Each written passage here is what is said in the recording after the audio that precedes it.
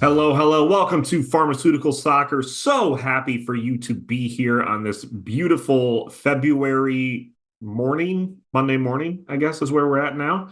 Can't believe it's already February here in 2024. This NSC season starts this month. Crazy to think about. I'm, of course, here with Clay Trainum, Valer Shabilla, giving you everything that you need to know when it comes to Nashville soccer as a whole, not just Nashville Soccer Club. Aha, Valer, see, I caught that right there. Look at me Yep. go. Yep. I'm doing the things right.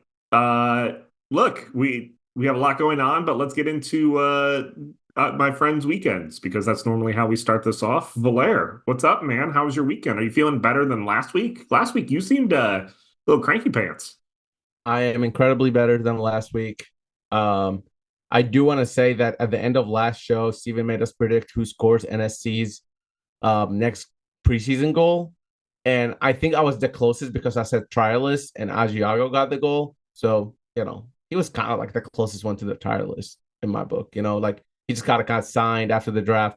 Anyway, I didn't win that. Nobody won that because nobody predicted correctly. So moving forward, my weekend, um, I just remembered that and I just felt like saying it. My weekend was good, really good. Arsenal were able to beat Liverpool, which was really nice. If you know me, you know how much I care about Arsenal and how much well, Clay probably cares less about Liverpool than me, but I Oh still no, I care a lot. I care for all the negative in the world to the happen to negative, right, for right, them. yeah, yeah.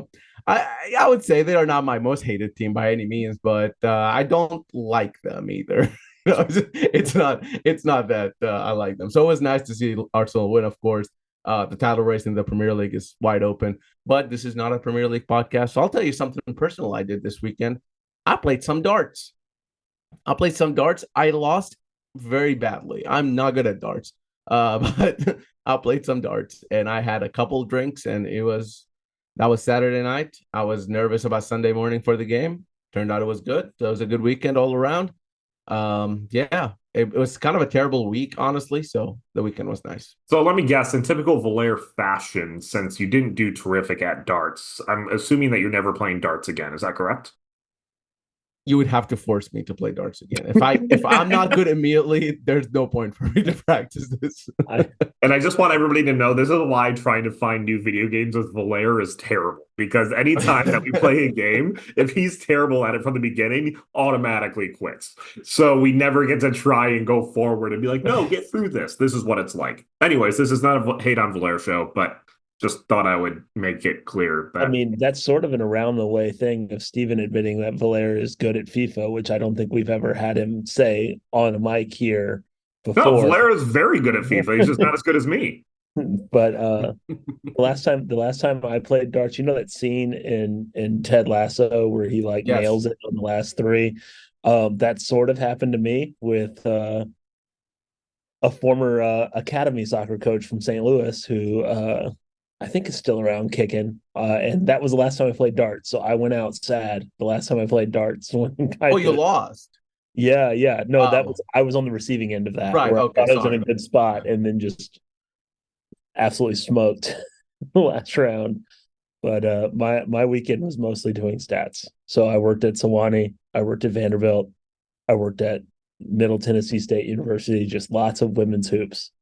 And then I also woke up early and watched Everton score a 94th minute equalizer against Tottenham, which I did enjoy. It was like a back and forth between my team and Clay's team to annoy our most annoying rivals. We repaid what Everton had done that morning. The two teams I hate the most are Liverpool and Tottenham, and the only thing I can take any solace in Tottenham is that Ange seems like he's a cool person. I wish he wasn't at Tottenham, and that people finally see that Richarlison is actually good, which he always has been. It's just people finally realize that now.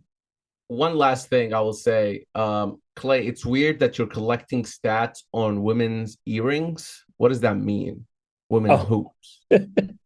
that is of course women's basketball, Okay, yeah, yeah, I which know, I know. Vanderbilt and Middle Tennessee are exceptionally good this year. So just a heads up there. Middle's undefeated in conference play. Vandy's like 17-4 or something. So shout out to them. I'm at Vandy women's hoops tonight as well.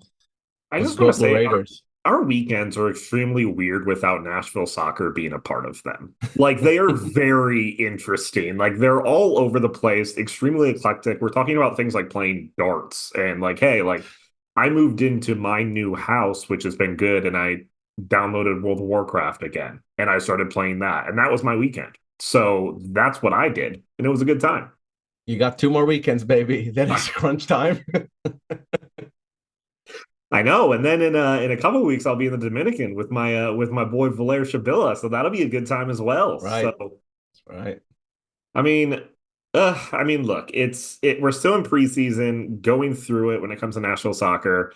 I don't know, Valer. This is so normally we kind of put together a rundown of kind of what's happening. As we're putting together our show, kind of talking points that we follow. Valer kind of went very interesting with the rundown this week, mainly because he has 2 new segments lined up twice, which I don't know what this necessarily means. The second one I'm very excited for. So I'm just gonna give Valer some time here to just kind of help me and Clay out. What's going on with you right now? First of all, thank you for your trust and giving me this time. I will start with the first. Let's start with this first new segment. It's called Monday Morning Poll. And every Monday morning before we record on our Pharma Soccer Twitter account at Pharma Soccer, I will post a poll and we will discuss it on the show based on that. Legendary idea. Nobody has ever done that before. It's all just, I woke up this morning and had an epiphany. I mean, no one does it. Not even a local radio host here in Nashville does it or anything like that. So, just giving myself credit here. But today's question was, how happy are you with Nashville's offseason so far? This includes both transfers and preseason. I made the options a little weird. Like I didn't put average or content. I put very happy, happy, and happy, and very unhappy. And the reason I did that is because I feel like a lot of people just take that middle ground. And I just wanted people to decide. I wanted people to, there's no middle ground. Where are you leaning? If you are truly in the middle, then are you leaning more unhappy or are you leaning towards happy a little bit more? And I got to say, I was a little surprised with the answers because we see so much, like just from our show feedback and just what I see on Twitter or any given social media, I guess, there's a lot of negativity, I think, around Nashville SC and what they've been building. And yet, when I asked this question to folks, and by the way, we have 101 voters so far. Wow. That's just in like it's been like less than 3 hours, and we've had 101 voters. And so I think we got a pretty good sample size there of what NSC fans are thinking at the moment. And from that question, 65.3% are happy with NSC's preseason. And then 26.7% are unhappy. There were 4% on each, very happy and very unhappy. So I'm removing those from the discussion just simply because it's too small of a fan base there in those 4%. Categories. What's that? I said, yeah, suck it 4%. That's right. Yeah, sorry, y'all. If you're very happy or very unhappy, I think maybe that's personal. Take your whatever you're feeling. But I'm curious what you guys think as well, but I was personally surprised to see over 65% of fans happy so far with with Nashville's offseason. Well, and honestly, it feels like it's probably even higher than that if you were to extend it out, if you were to like extrapolate it into the entire NSC fan base, because where they're most negative, as you mentioned, is online. So if 2/3 of people are happy online, the space that tends to be the most negative, it is very surprising. And I think that's also kind of an indicator of how insular it feels, where there's only really like 15 to 20 people that really talk. You know what I mean? Like in any sort of space, like there's the algorithm that lifts certain voices, and that's kind of the way the internet works. And I think we kind of see a lot of negative stuff, but the negative feelings aren't really there. What really surprised me about it is the good stuff happened early in the off season. And so you think maybe people have short memories and they don't remember the good stuff, but you know what really helps them have a good memory? when someone like Tyler Boyd enters the first two preseason games and has a couple goals and an assist. That makes it feel like, oh, okay, like things are going well, even though preseason games you don't get to see anything and they're ultimately meaningless. I think seeing one of the new signings have such a quick start kind of resets people's interpretations of the window. And Mackenzie Gaines has been involved in 2 goals already this preseason. I mean, again, it's preseason. We don't see the games, but still, like, both of them right. But Yeah. Boyd's involvements have tended to be first team MLS involvement. Yeah. So that's kind of the reason why I was singling him out. Yeah, and I think it's hard. I think there's a reason to be unhappy, and I think we'll talk about that in the next segment pretty quickly. But I think you have to gauge it as happy just based on you have new players coming in and producing. And we haven't even seen fully what this team can do yet. Like I talked about last week about what is this team's ceiling. We're just seeing new players without necessarily Hani or Walker or some of our main players that are currently in the mix that are able to produce. That's great because that's something that we haven't seen. We didn't even see that last preseason when it comes to some of those matches coming in. It was, oh, what are we going to score a goal? We don't know. So I think it's good to see in some way. I think it's weird. I think it would be hard to be unhappy unless you look at one incident that happened, which we'll talk about that in the second segment. But I mean, yeah, I mean, I'm happy. I'm in the 65%. Yep. And before we go to the next segment, I do want to say also, like, the signing of Sam Surridge as a DP9 that came in the summer, but the way MLS works is that the summer is the midseason window. So a lot of times in Europe, you'll see them count January and summer window together. And if you do that, then, I mean, imagine not have signed Sam Surridge in the summer. I think there'll be some sort of outrage from the fans, deservedly so. Yeah, and I think I'm somewhere in between there as well. If I look at NSC's window so far, but going into the next segment, this is a new segment I'm debuting right here, right now, and it's called Valer Wants to Complain Corner. I didn't even know I added the corner. We need a new name. So if you got a new name, please tweet us. Yeah.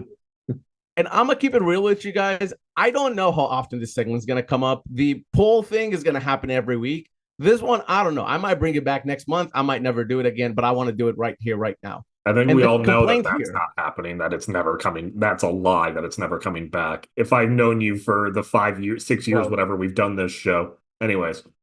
I like that. Valer it out. Okay.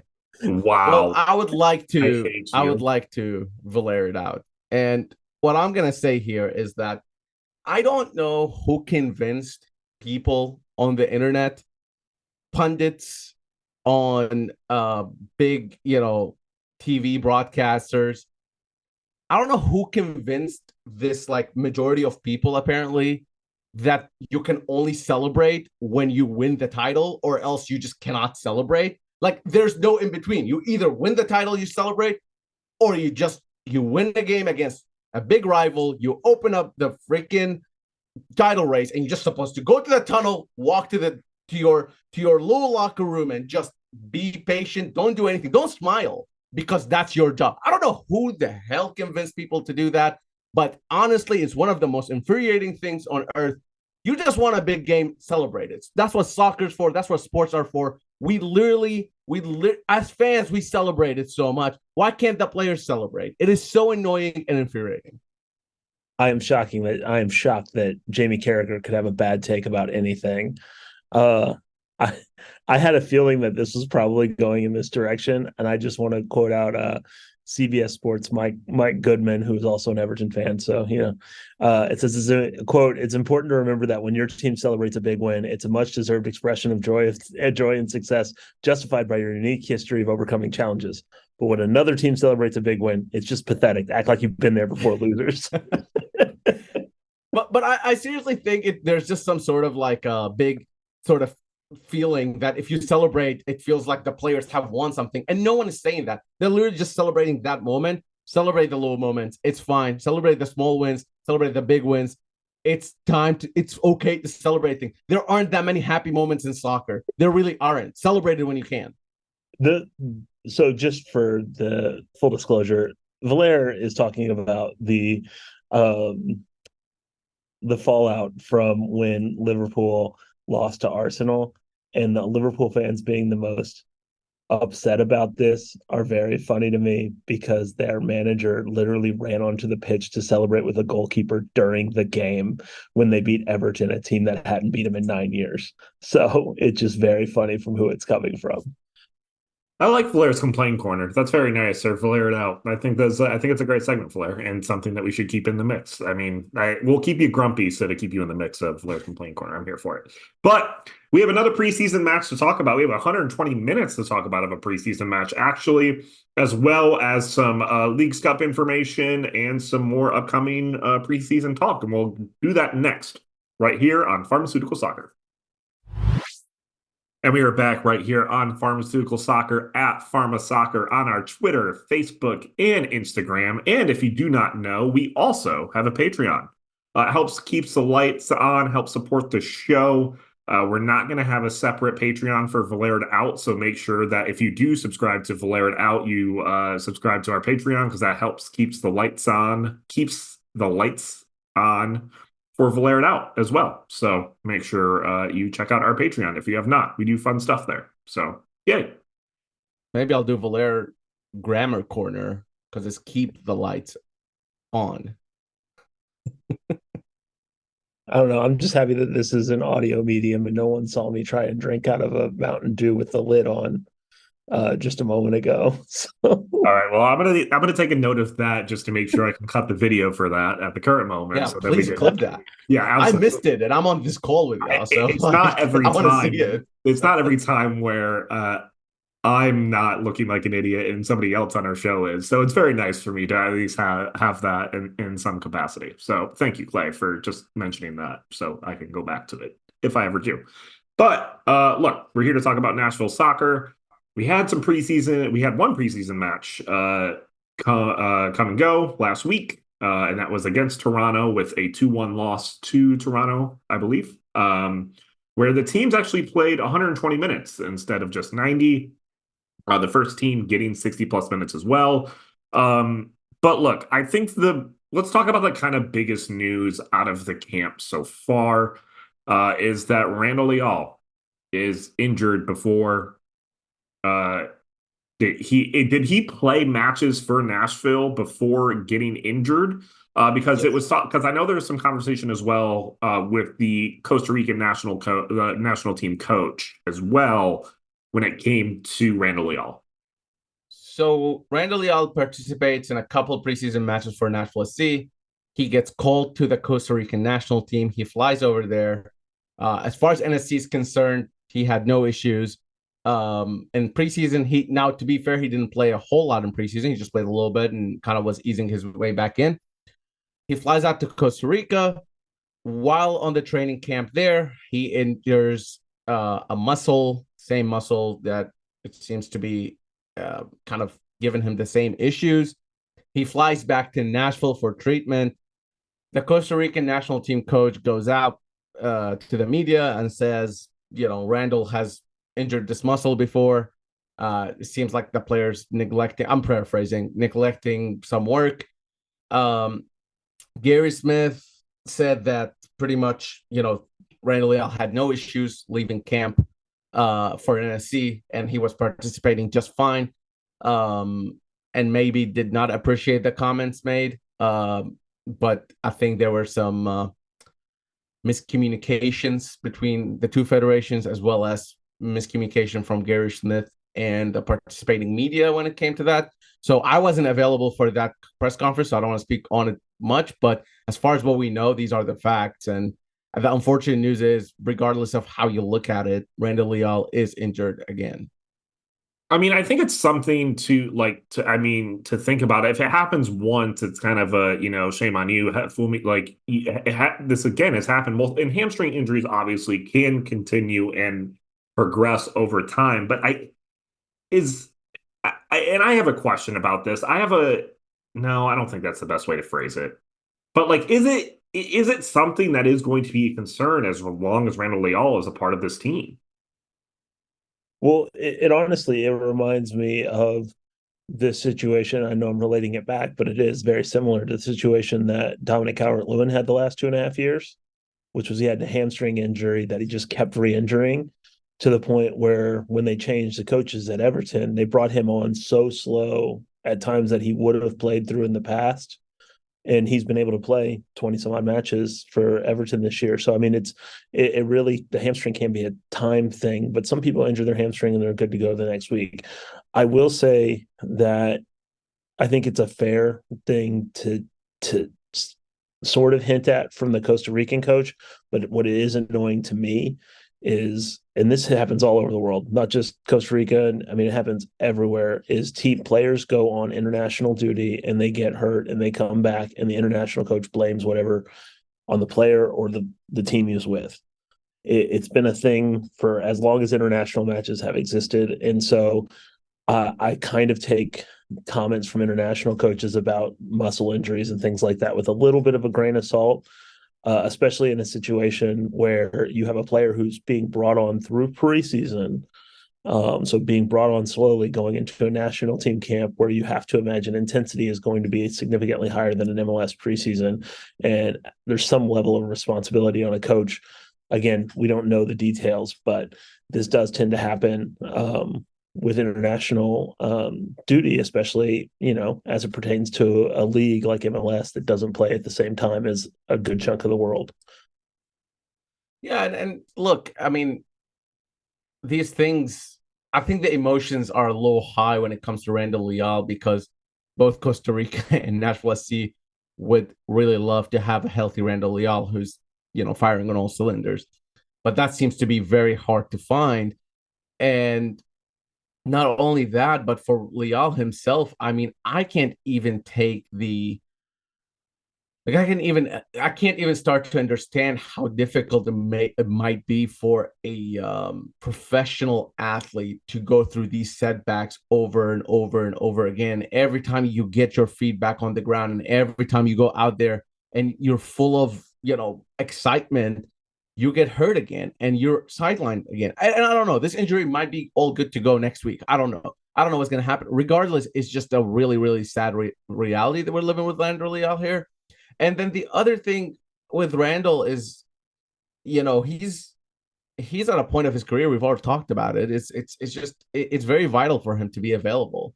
And I mean, can anybody blame Nashville SC if they moved on from him this window, literally before the summer even? I wouldn't blame him. I mean, I think it's one of the things where you're a team that's trying to win a national, you're not national, you're trying to win a championship, right? You're trying to win an MLS Cup. You're trying to be up there, one of those top tier teams. And Randall Leal is one of those players that could either get you above that line or one of the reasons why you're going to be hovering just around it. Because as Clay's talked about multiple times, what if we see a Randall Leal that has 8, 9, 10 goals in a seat like that? Increases what this team's production is just dramatically. And if Randall Leal is not going to be that player, you need to find somebody that is going to be that player. Well, and especially in a scenario with limited resources, I think it's why, going back at the start of the offseason, we had a pretty decent conversation about, is it time to just cut ties generally? Because if you can't depend on the guy, then, what is it worth? Now, that being said, I think it's a little bit too late in the game to do that. I think that he's in their plans. I also think that the fact that they've signed players that can play in that role in his spot is an indictment on what Nashville believes is his availability going forward. But if he's kind of like a luxury player, right? Like if you have him and you're good, he makes you really good. But if you're not really good, if you're like what Nashville was last year, he just brings the whole roster down because your resources are so limited. But I don't necessarily think I don't necessarily think there's players that fit in his position, but there's no players that do have the quality of Randall Leal when it comes to that position. Randall Leal was absolutely the teams that we played, like Randall Leal was the bridge from the midfield to getting the ball up to Hani to getting the ball up to the forwards. Is there a player that we specifically have that you think fits that better than Randall Leal? I think that's gonna be Tyler Boyd. I really think so. Just based on what we've seen now. I will agree with you, Steven. There isn't a player who is as versatile as Randall Leal on this Nashville SC squad. But also, we're judging Randall Leal here based on his best performance, based on his best level, right? At his highest of potential. He hasn't hit that in over 2 years. Right. You know what I mean? So it's like, yeah, the idea of Randall Leal being a really good player is there. The talent's clearly there. And one thing I do want to say about this injury as well is that the effort from Randall Leal to come back over and over again makes me think that that's not any sort of negligence from his part. I honestly think he's one of those players who just his work rate. You can talk about his finishing, you can talk about his talent, you can talk about whatever you want. One thing I've seen with my own eyes is his work rate, and I don't think his work rate I don't think is anything short of extraordinary. So I don't think Randall Leal is neglecting this problem or anything like that. I just think that sometimes you're unlucky.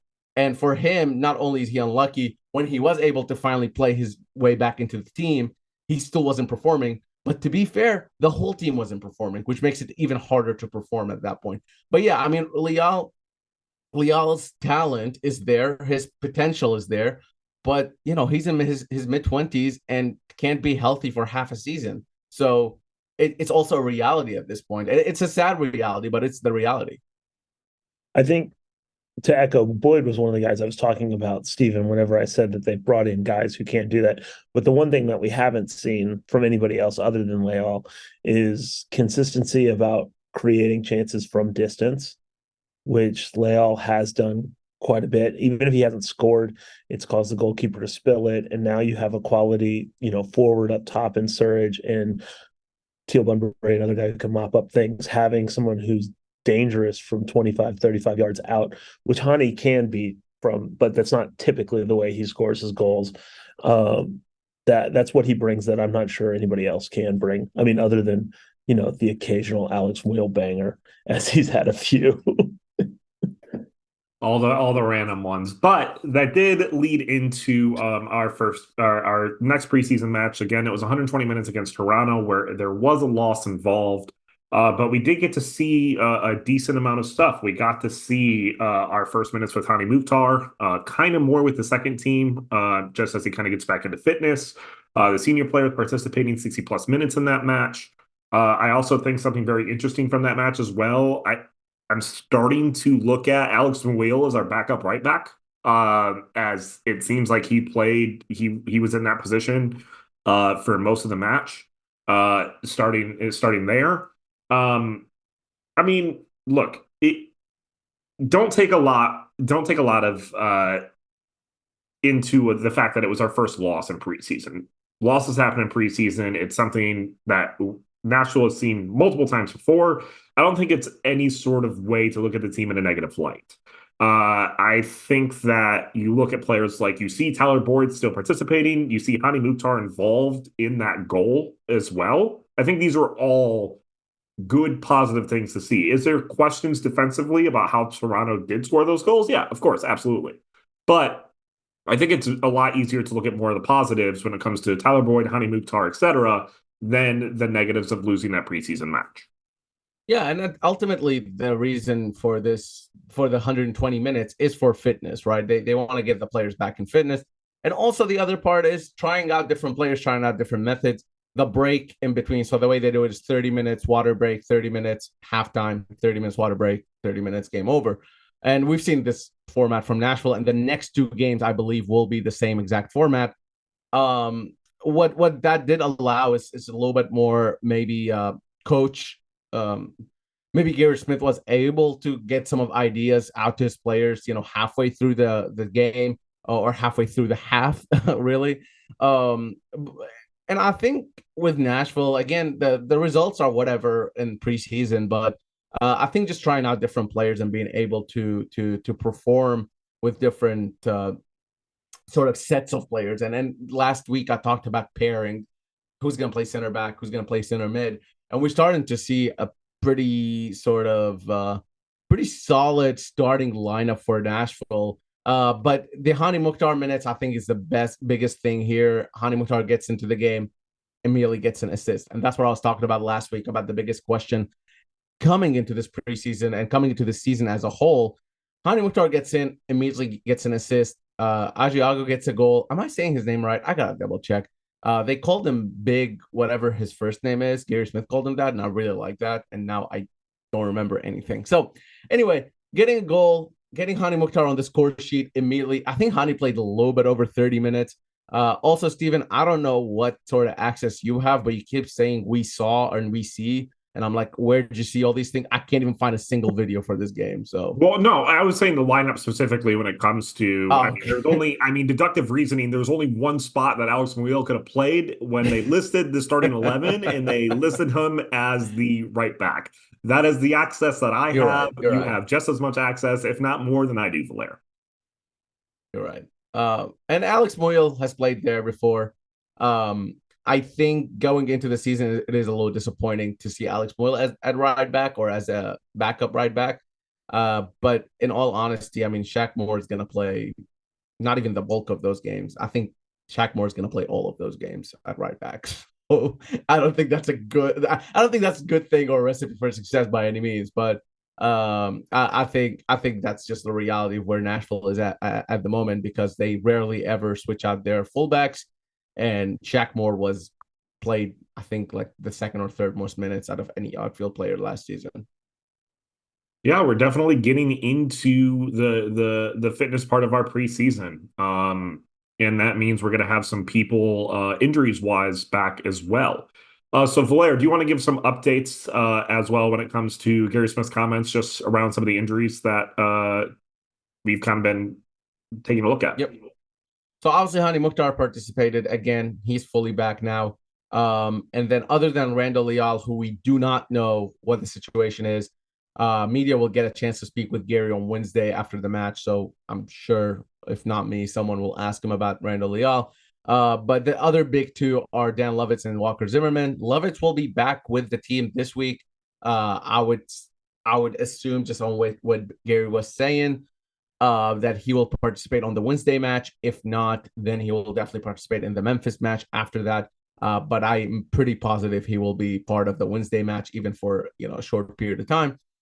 Walker Zimmerman, again, he had a procedure done, I believe, late last year, kind of recovering from a problem he dealt with all of last year. And according to Gary, he will be back around that Mocha match, that first Mocha match. So if I had to guess, we probably won't see Walker Zimmerman until, I mean, best case scenario will be the home opener, but I would say that's even optimistic because if he's back with the team around the Mocha match, that's the week of the home opener. So you're looking at maybe a week or two in training and kind of getting back up to speed. He's not going to have a preseason, so that makes it a little tough. But then again, he is Walker Zimmerman, and he's a guy who always wants to play and wants to be out there. So we might just see him at the Mocha match for all we know. But if I had to guess, it'll probably be second or third MLS game that we will see Walker.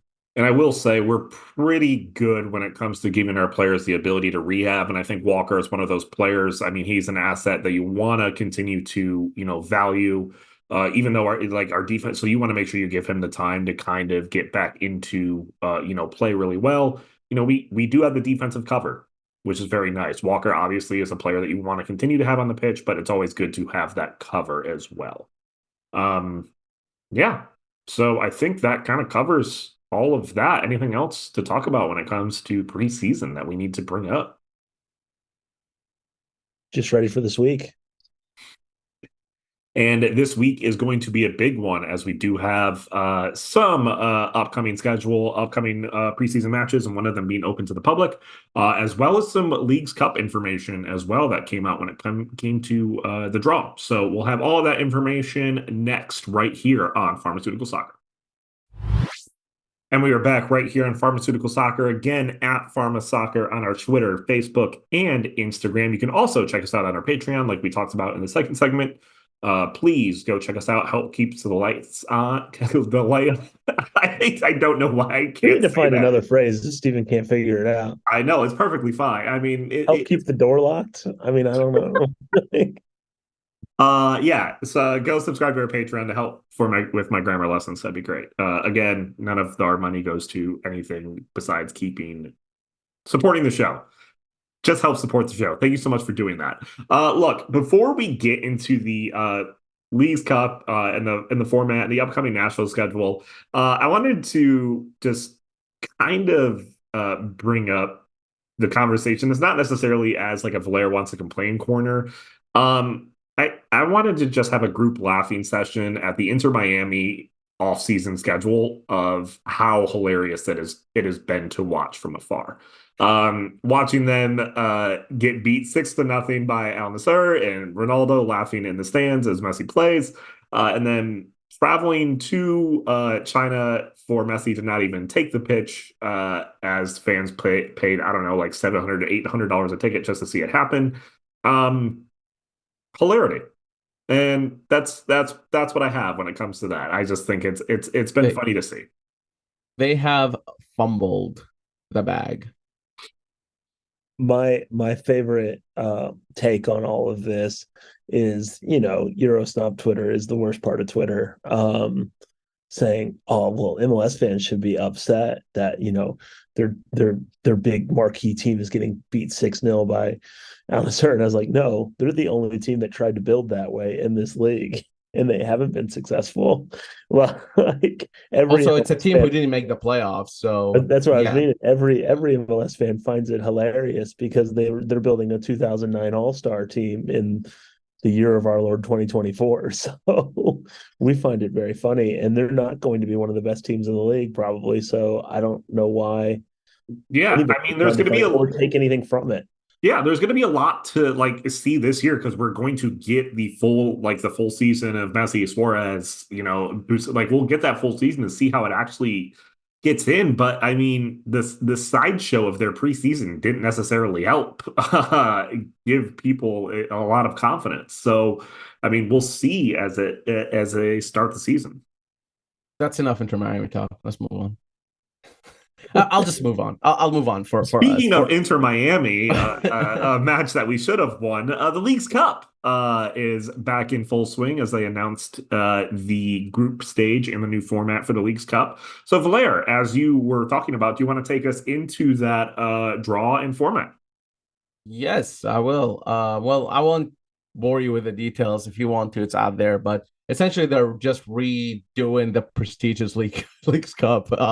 They're using a ranking system now based on the points calculated from the Liga MX and the Supporter Shield standing from the previous year.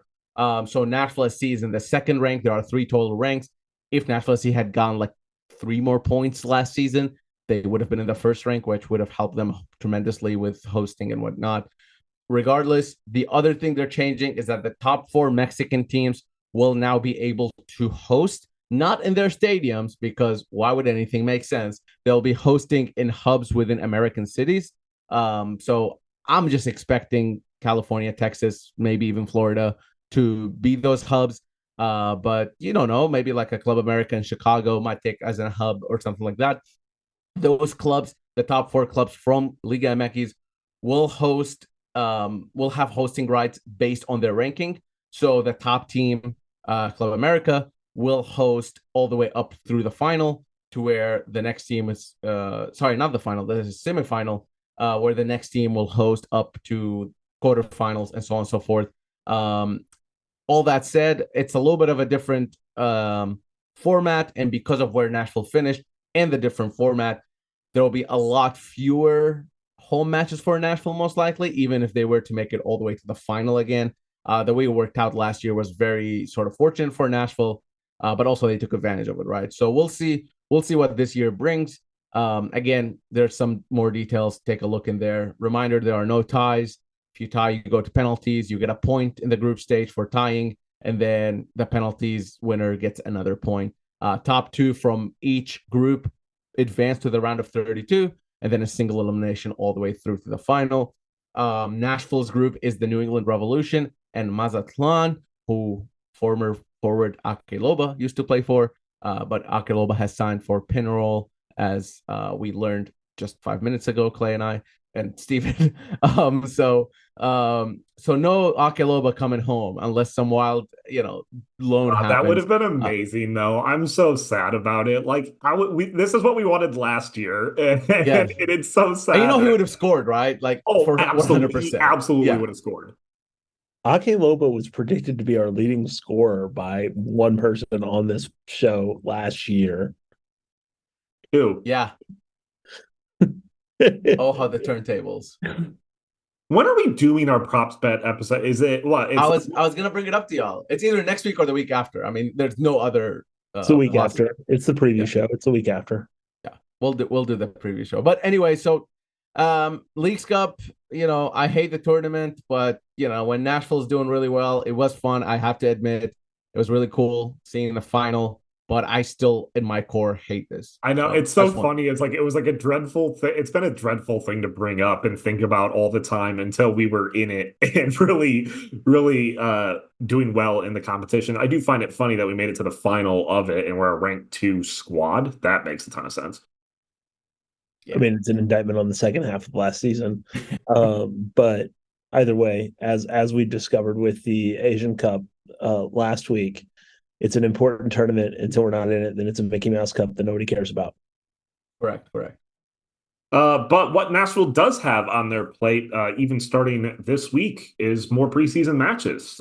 So we can kind of get into those and what the rest of the preseason schedule looks like. We kind of just like to make sure and just give an update on where everybody and where everything is at as we're currently going along. So yeah, who wants to take the lead on that? Oh, you, Clay. All right. Well, the big one is, of course, the preseason match on Wednesday against Birmingham, or Birmingham, not to be confused with Birmingham, which is the other place in the world. That one seems to be a fun one. I'm going to be there. I'm sure that Valaire's going to be there. Steven, are you coming in? I unfortunately am not able to come in for this preseason match. It's extremely unfortunate. I was going to ask if one of you two were there, if you could do some sort of Facebook Live and just have your phone up the entire time so I could see. That'd be great. But if not, completely understandable. Shades of USL in 2018. Exactly. But yeah, it should be fun to see kind of how this thing looks. I've enjoyed some of the preseason events that the team's done in the past. Obviously, there was I guess it's not technically preseason, but whenever we all went to the stadium a couple weeks before the first game, that was a really enjoyable thing. So that when they do these sort of like lunchtime or take off from work early events, they tend to be a pretty fun little day at Geodis. So I am looking forward to that. Then, of course, there will be a preseason match against Memphis about a week later on February 15th. And then there's a jersey reveal at Geodis Park on the 17th, which I will also be at before we finally see this team play a real game against Mocha. I will not be in the Dominican Republic, unfortunately, but you guys will be, which means that it won't be a scoreless draw. Yes. Couple other things on Wednesday as well. On the 7th, there will be a homegrown announcement. NSC is announcing a new homegrown player signing. So keep an eye out for that. I think it'll be really cool. I'm assuming he will be the second.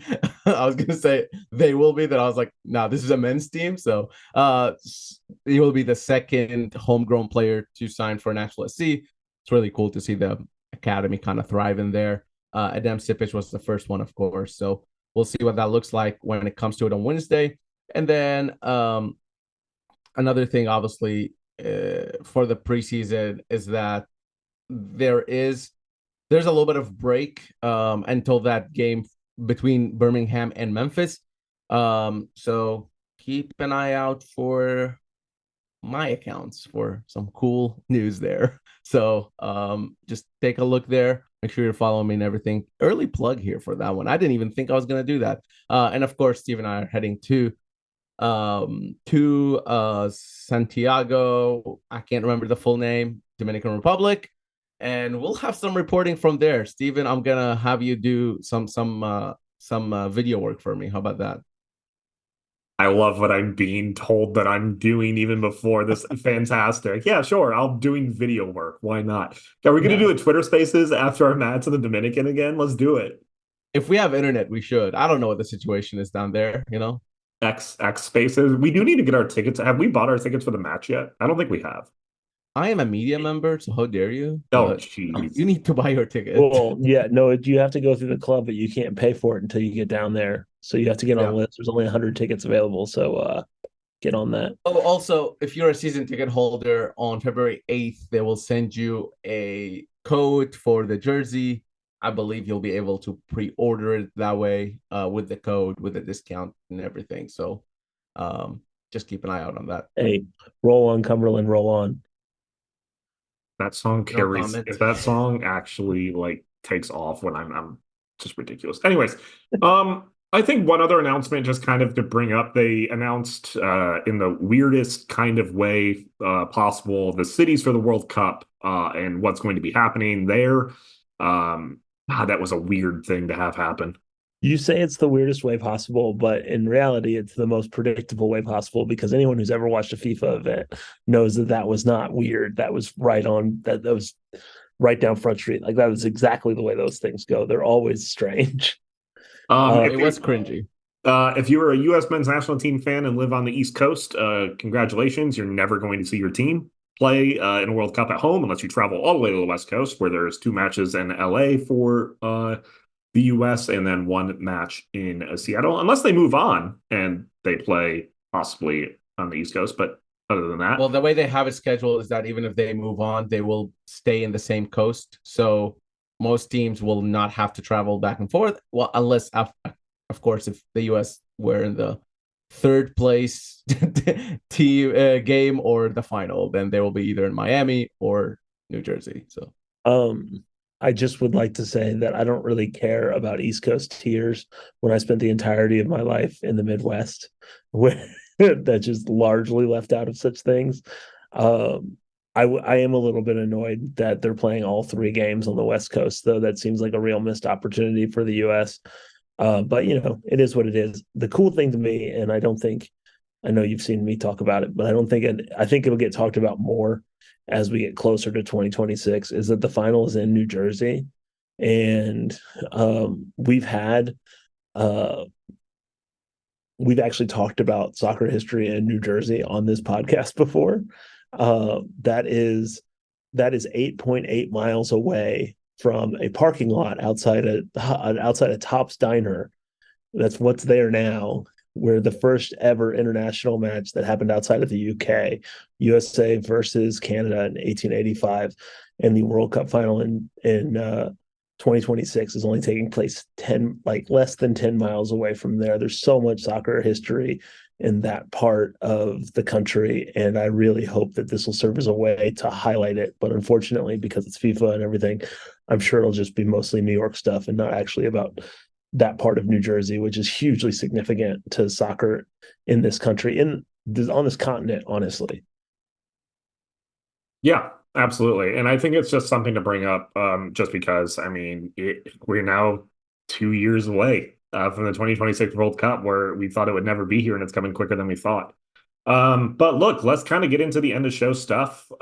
We have another busy week with the preseason match. So for your predictions this week, I want you, as Clay will be there to witness, I don't know if it'll be brought up per se, what player on the NSC squad gets a yellow card first against Birmingham Legion? Valer, I'll let you plug your stuff and give that prediction. yes, please go to ki615.org, at kickinit615 as well, on Twitter, Facebook, and Instagram. If you don't know who we are, we're a nonprofit here who helps kids who can't afford soccer play soccer free of charge. We need a lot of help, so make sure you donate, volunteer, or sponsor, whatever you can do. Literally, just share our posts, whatever you can do, at kickinit615 on Twitter, Facebook, and Instagram, and ki615.org. And for me personally, at Valer Shabilla, if you're not following me, you're missing out, because I have some great content for you. By that, I mean I just retweet other people, but also I do have some content that I am creating, and of course I cover Nashville SC. So it would be really appreciated if you follow me on Twitter and Instagram, specifically at Valer Shabilla. And my prediction for a yellow card is no yellow card will be given to either team throughout the match.